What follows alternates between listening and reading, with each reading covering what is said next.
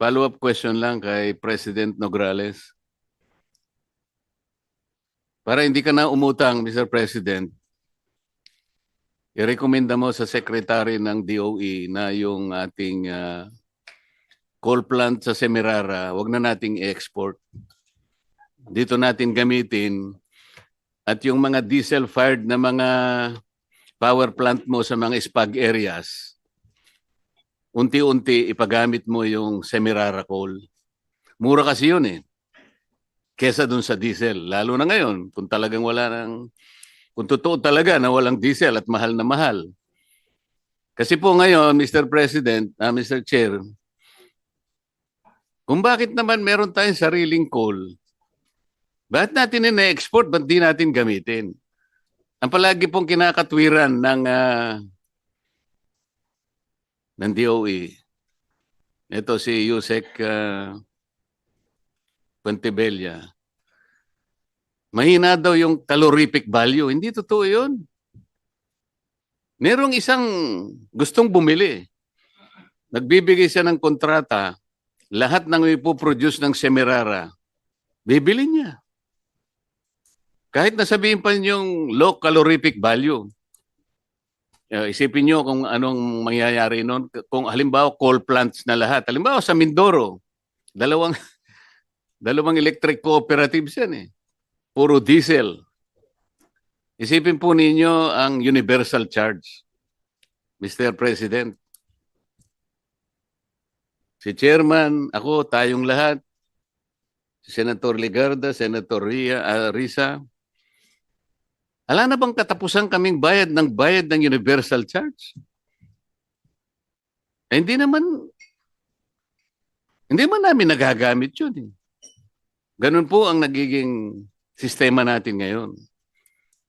Nang dahil sa napakamahal ng gasolina, ay talagang wala na pong katapusan, lalo na po yung spageras. Unless, isa po, yung nga sinasabi ko, wag na po nating export yung coal na nanggagaling sa Semirara. Pagkatapos po, pagibayuhin natin na magkaroon na ng transmission. Yung pong matagal ng pangarap na manggagaling po sa Batangas papunta ng Mindoro, hindi po baligtad. Ang ginawa po yata ngayon binaligtad eh. Tama po, hindi. Kamahiya, tama ka muna. So, balik na po ako. Munang sagutin. Balik na po ako kay Secretary Garin. Huwag ka nagtatago, ma'am. Magkaibigan tayo, di ba? Secretary Garin, ito po, presentation po ninyo. Sa ngayon, meron tayong 46 days sa diesel. Ito po yung di po natin nasagot mabuti kanina. Sa gasolina, meron pa po tayong 53 days. Ibig sabihin po ito, inventaryo po pre-crisis. Dahil sabi po ng Pangulo noon, 50 to 60. Tama naman po eh. Kung ito po ay original na inventaryo, kanina ko po tinatanong, after 2 weeks po, bakit naging 121 pesos ang average ng diesel? Meron pa po tayong 46 days. Mr. Chair, yung inventory is not pre-war lang. Kasi may mga deliveries after the commencement. Yun ang sinasabi po nila. Apa. Yun po yung We sinasabi monitored nila. it also, Mr. Chair. Ngunit, sabi ko nga po sa inyo, kung kinukuha po nila ay yung supply sa sinasabi kong mga tangke na nasa Singapore, kwentado ko na po. Kung gusto po nila, CIF na lang para iwasan na natin yung sinasabing insurance. Mura lang po yung insurance, hindi po ganun kalaki yun eh. CIF, ang ibig po sabihin, yung pong vessel ng Petronas o kaya vessel ng Rotterdam, sila na po ang pupunta, kakargahan ng mga tangke sa Pilipinas. Kwentado ko na po yung presyo, hindi po ganun kamahal. 28, ano ba ito? 29 point, sabihin na natin 30 pesos per liter po. Rotterdam Refinery, Singapore. Yes, sir. Idagdag na po natin ang napakarami pong local added costs. Ayun, VAT, 2% CME, BIR, marking, excise tax, 12% input VAT, SGS survey, broker's fee, storage, importation, 15 pesos and 51 cents po ito. So pag pinagsama po ito, 45 pesos and 35 cents lang per liter. Ngayon po, yung SRP nila, kung tawagin po nila ito, passion price, 50 pesos, may kita pa po siyang halos 5 piso per liter. So ang tinatanong ko po, paano nangyari kung saan po ba nila kinuha? Paano nangyari na imbes na manatili na sa, let's say, 55 pesos, paano po naging 121 pesos? Mr. Chair, ang calculations namin has been the same since based on the industry practices, considering it's deregulated, walang kontrol ng gobyerno. So what we have been practicing with the oil companies on estimating their increases is based on replacement cost, Mr. Chair. Mr. Chair, ako po, naintindihan natin yung deregulated po yung oil industry. Pero kung ganito naman po kalaki, na 2 weeks pa lang, from 55 to 121 pesos, baka naman po kailangan nating usisain. Baka yung sinasabi po yung practices, baka kailangan naman po siguro nating revisuhin o i-revisit natin yung practices na yun. Wala naman po sigurong masama. Paano po ninyo nakuwenta yung 121 pesos? O sasabihin nila, Madam Secretary, based on our practices, naniwala na po tayo sa ganung salita lang. Paano po yung mga datos na pinakikita ko sa inyo ngayon? Apo, Mr. Chair, will review the submissions, but actually halos every day na namin chine-check yan yung mga submissions nila, chine-check namin, and according to the current accounting practice, nakaka-follow, but we will review and submit kung ano yung mga findings. Siguro po, namin, Mr. Chair. pinakamaganda, Mr. Chair, tawagin natin po yung mga major players, maski na po yung mga small players. Saan po ninyo kinukuha ang ating imported, ini-import na langis? Yes, Mr. Chair, actually meron kaming reports niyan on where saan galing ang mga supplies nila. Different countries, mostly here in Southeast Asia, it's China, South Korea, Singapore, Taiwan, Malaysia, Japan, Brunei, Hong Kong, Thailand, India, Vietnam. Pero iba diyan hindi na nagde-deliver, pero most of them are still delivering, Mr. Chair. Kaya po ako medyo nagtataka, Mr. Chair, bakit po tayo nakikipag-usap sa South Korea saka sa China? Nandun po yung mga tangke sa Singapore. Mas malapit po tayo ron eh. Bakit hindi po yun ang tingnan natin? Kahit na po ngayon, makikita po natin magkano yung FOB price sa Rotterdam tank sa Singapore. Ito po, FOB, $570 per metric ton. Kinuwenta ko na po eh. Kung kukunin nyo po sa Petronas, kanino ko pa po sinasabi sa inyo, CIF, 640 per metric ton. So paano po lalayo itong mga figures na ito? Bakit po hindi sila kumuha sa Singapore? Bakit tayo kumukuha sa South Korea? Bakit po tayo pumupunta hanggang pati po yung Latin America po, gusto pa nating puntahan at ang Amerika? Siguro po, Madam Secretary, total nakakausap niyo naman si President Trump. Sabi mo, ikaw naman na nagpasimula nito. Pwede ba yung oil mo na nanggagaling sa Alaska, bigyan mo naman kami? Secretary. Yes, Ikaw naman kamo nagpasimula nito. Wala namang kaming kinalamanan dito eh. O titingnan mo ngayon, nagkakahirap-hirap tayo ng kung paano natin sasagutin lahat itong mga pinagtatatanong natin ngayon. Yes, Mr. Chair, we will inform the oil companies, and kasi ito nga, because of the Chicken po natin, ma'am, kasi yes, Mr. Chair. itatanong lang natin, bakit hindi po kayo kumukuha diyan sa mga tangki sa Singapore? Ito pala yung presyo per metric ton. Saan po ba kayo kumukuha? Baka naman po ang sinasabi sa inyo, dumidirekta sila sa Dubai, hindi na po kami makakuha ngayon kasi po 100% po ng aming inangkat, dadaan po kami sa Hormuz. Bakit po sila magpapakasakit pumunta sa Hormuz nasa Singapore nga lang ang pinag-uusapan natin? Ito po yung sinasabi ko. Meron po ba tayong crisis o wala? Kasi po, kung ito masasagot nila, malalaman natin kung ang crisis na ito is self-inflicted o kaya baka hindi naman totoo ito.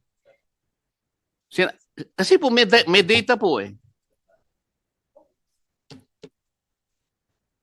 Yes, Mr. Chair. I-recheck namin based on kunin namin ano, but this is just our values are pegged on the international market, and it's based on the accounting practices they have. Ang how we come up with our computations has always been kung ano po ang nasa market sa international, but we will recheck po and compare to the data that you have, Mr. Chair, para we can check with the oil companies also why they are not getting from Singapore, or not all of them, no? Kasi sa kanila may Singapore din pero may iba-iba ring countries, Mr. Chair. Yes, Mr. Chair. I will not belabor this. Ang gusto ko lang pong sabihin, sana po kapag sinabi sa inyo po yung current industry practices, reviewin po natin kasi meron naman po tayong kaparaanan para i-review natin yung mga datos nila. Halimbawa po, yung shipping cost, FOB ito, 1,500 or about per metric ton ito. Sa Makatwid, lilitaw po rito mga $15 per metric ton. Kung CIF naman po, wala na yon. Ito, lilitaw na lamang po yung $640 per metric ton. Yung MAPS, ito po yung mean of Platts Singapore, ito $1.71 lang. For the record, Mr. Chair, ibibigay ko po sa kanila itong mga datos na ito para makatulong po kung paano po i-analyze natin ito eh. Huwag po tayong nakadepende na lamang sa sasabihin nila. Samantalang pwede naman po tayong magtanong. Ito po, kinuha ko lang po doon sa mga kaibigan nating industry players sa Singapore. Maliwanag naman po na, at pinacheck ko rin po, nagkakatugma naman po. Kaya hindi ko maintindihan paano po nangyari after 2 weeks, 121 pesos ang isinikad ng presyo mula sa 55. Hindi ko po masyadong maintindihan kung paano po nanahimik tayong lahat, hindi man lang natin kinu-question, hindi man lang natin i-review. Pwede po nating pag-usapan industry players, bakit po naging 120, bakit hindi naging 56 na lang, or 57 or 58? Bakit po lumundag sa napakalaki? 120% po ang sinikad po ng presyo. Hindi man lang tayo nag-initiate po ng pagtatanong. Salamat po, Mr. Chair. Thank you, Senator Marcoleta. And with that, Secretary Garin, nasa isang talagang kakaibang sitwasyon tayo ngayon. Ang DOE ba walang kapangyarihan tignan yung presyo na binibili ng mga oil companies dahil napakadaling umabuso eh. Napakadaling samantalahin yung sitwasyon. Bibili ka ngayon na mura, wala pang 2 araw, mahal na yung presyo, pwede mo ibenta ng mahal na presyo. At yan rin yung tanong ng marami sa ating mga jeepney drivers, PUV drivers, kahit na kami ni Senator Marcoleta, kasi nga nakikita sa ibang bansa mas mura, pero ang benta dito almost double, no, Senator Marcoleta? So under the law, under the powers of DOE, wala ba kayong kapangyarihan na tignan yung presyo ng mga oil companies sa pagbili nila ng kanilang mga oil stocks para masigurado natin na hindi naman sobra-sobra, hindi naman nang aabuso na itong mga oil companies. And when I say oil companies, lahat, from refineries to traders to retail dealers. Yes, Mr. Chair. Basically, wala pong powers yung DOE because it is a fully liberalized industry. And the only way we could have found a way to to prevent the profiteering and hoarding was use another law, Mr. Chair. And in fact, under the Price Act, wala po yung gasoline tsaka diesel. So it's a industry that has been we left it to competition. The best course for now is go through PCC, Mr. Chair. But ano na yan, it won't prevent it eh. We're hoping that the powers would prevent any abuse rather than after na, no? Pero as of now po, we can monitor and investigate, evaluate, but the powers of the DOE are limited in that case, Mr. Chair. Hindi ko maalis yung question ni Senator Marcoleta, yung price difference ang laki. No? Tayo naghihirap dito, naghahanap tayo ng solusyon, nag-aaway-away tayo dito, pero yung mga oil companies uupo lang ng 2 or 3 days, kita na kaagad eh. No? And bulag tayo, gobyerno, bulag tayo. No? I was looking at itong oil deregulation law, and meron isang section dito, I'll flash it on the screen, slide 96. Section 14 of RA 8479. Ang sabi dito, in times of national emergency, when the public interest so requires, the DOE may, during the emergency, under reasonable terms prescribed by it, temporarily take over or direct the operation of any person or entity engaged in the industry. Nag-research kami, merong Executive Order 839, series 2009, issued by President GMA at that time kasi may calamity. And it put a price ceiling on oil. No? But this is of course in times of national emergency. Ang punto namin dito, no, pag umabot tayo sa isang national emergency, hindi rin tayo pwedeng naghahanap ng oil, naghahanap ng supply, pero yung mga oil companies, unabated, silang bahala mag-set ng presyo. At hindi natin alam kung yung presyo nila ay labis-labis, or sakto lang, or reasonable, but based on the computation ni Senator Marcoleta, mukhang sobra-sobra eh. No? Can we use this in case talagang malala na yung sitwasyon and make sure that the oil companies are not taking advantage of the situation? Yes, Mr. Chair. Pwede bang gamitin yan? Mr. And Chair, in terms of pricing, not only supply, but in terms of pricing, can we put a price ceiling para hindi naman sobra-sobra yung kanilang pagsisingil o pass on sa consumer? Pwede ba yan? Yes, Mr. Chair. But we need to declare a national emergency, a state of national emergency. Yes, Mr. All Chair. right. Thank you. Senator Marcoleta. Mr. Chair, I beg to disagree that the government is helpless under the regime of the regulation. Kasi yung the regulation po kasi is dictated the market forces. Wala naman pong problema doon eh. Ang sinasabi ko, Singapore offers this is the market-driven price now. Nakalagay po rito either FOB or CIF nandito. So anong pinagbabasihan nila? Yun ang tinatanong ko, bakit after 2 weeks sumikad ng 120%? Which is not only arbitrary, parang very highly unusual na mangyayari yun. So tinatanong natin, helpless ba ang gobyerno na kung ano yung sinabi ng let's say, oil company? Yun na yun? Wala ba tayong man lang na initiative that tama ba? Is it dictated purely by market? Baka hindi. Pag nireview natin ang market, hindi. So papayag sila. Teka muna, deregulated tayo. The regulation is based on the dictates of free market.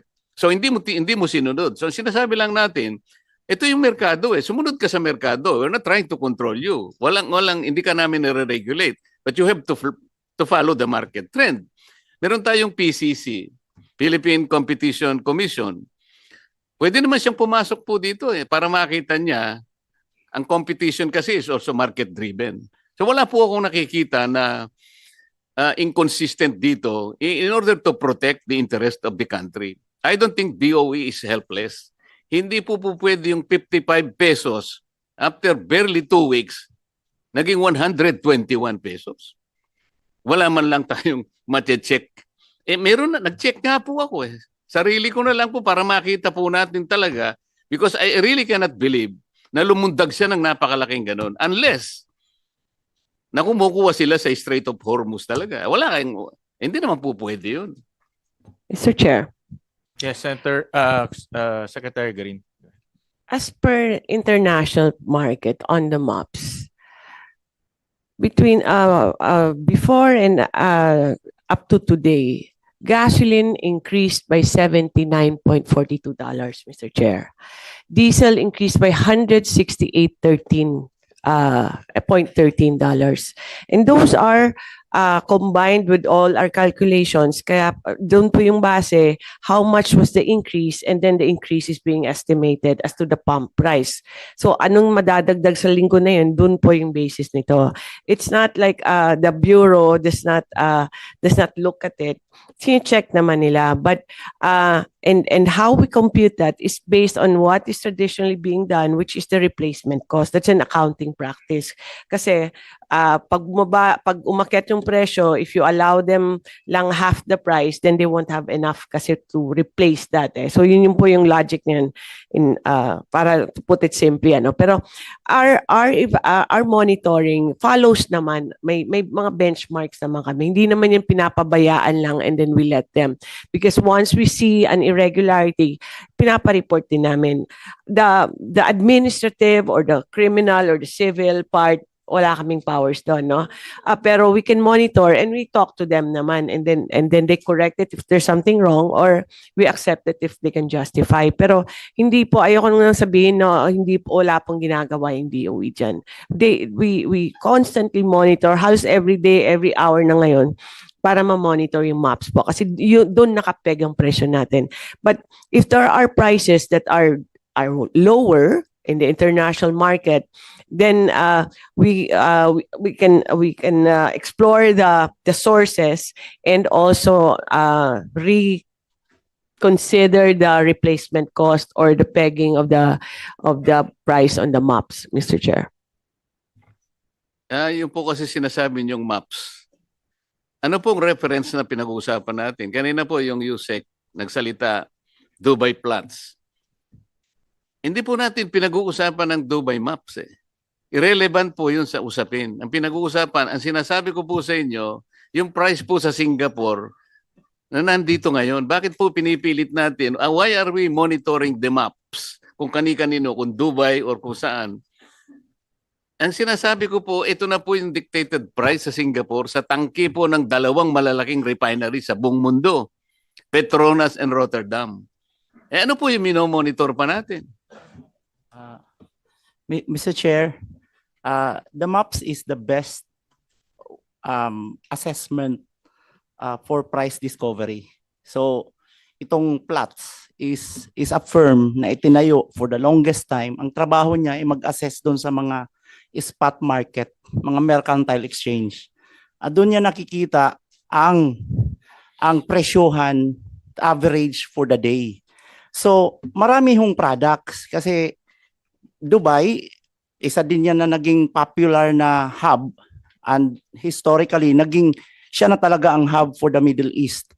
So, minomonitor ni Platts at nire-record niya for the day yung price, including yung finished products which starts from gasoline, diesel, kerosene. What our secretary mentioned na tumaas po ang gasoline in a matter of 3 weeks from $78 per barrel to $158 per barrel was the product itself, yung gasolina na po. And then the diesel increase ho in a matter of 3 weeks from $92 per barrel to $260 per barrel, or $168 per barrel increase in a matter of 15 days. In percentage ho, yung diesel price na yan, in a matter of 15 days, umingkris mo ng 182%. So that's the reason it's like a price, a triple increase. Pwede mo bang i-disaggregate yung maps mo? Anong bansa yung sinasabi mo? Hindi ho ito. Hindi niya nakikita yung Singapore. Ito yung mga ito yung price na trades. sinasabi ko, pinipilit mo yung indicators ninyo. I-disaggregate mo para magkaintindihan tayo. Saang bansa yan? halos lahat ho na nag-enroll doon sa Hindi nga ganun eh. Kung ang indicator mo yung maps na indicative halimbawa yung galaw sa buong mundo halimbawa, hindi yun ang pinag-uusapan natin eh. Kung ano talaga yung presyo ng mga refineries ngayon na Mr. nandun sa Chair, Singapore. we can produce the detail. Kukunin talaga namin yung per hour, per minute transaction. But the mean is the mean, the average for the day.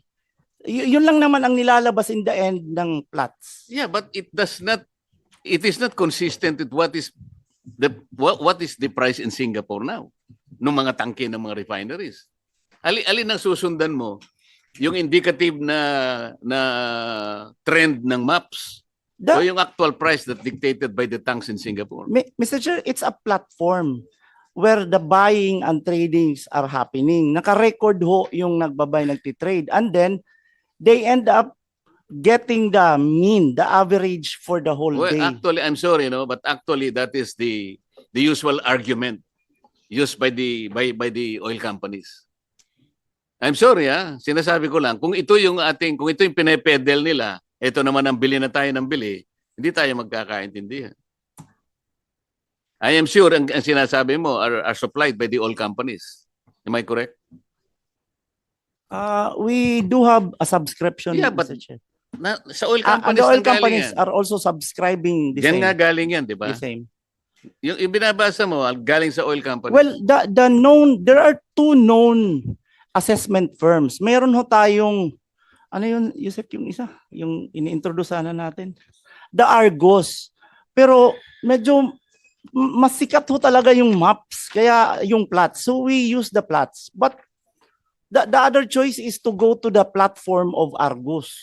So pwede naman ho doon. Pero because it's highly commoditized, there's no such thing anymore na nagtatawagan na ho yung mga trader.